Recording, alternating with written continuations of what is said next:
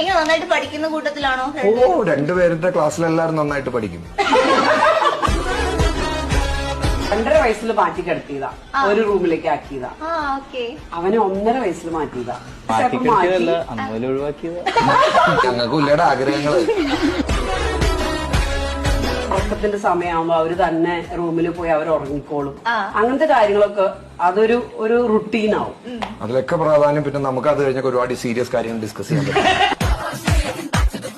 പലരും ചോദിച്ചിട്ടുണ്ട് നിങ്ങൾ ലവ് മാരേജ് ആണോന്ന്. ലവ് മാരേജ് ലവ് ഉണ്ടായിരുന്നു എനിക്ക്, പക്ഷെ പുള്ളിക്കാരിയായിരുന്നു. കോളേജിലാ പഠിച്ചതെന്ന് ഞങ്ങൾ രണ്ടുപേരും അറിയാം. നേരത്തെ കണ്ടിരുന്നെങ്കിൽ കല്യാണം നടക്കില്ലായിരുന്നു. നിങ്ങളൊന്ന് പ്രപ്പോസ് ചെയ്യണം. ഇത് തന്നെയാ നമുക്ക് മസ്താൻ മുമ്പൊക്കെ നമുക്ക്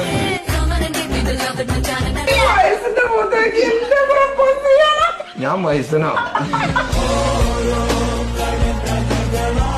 തകർന്നോ എന്റെ ജീവിതം. 20 കൊല്ലം മുമ്പ് നോക്കിയതാ.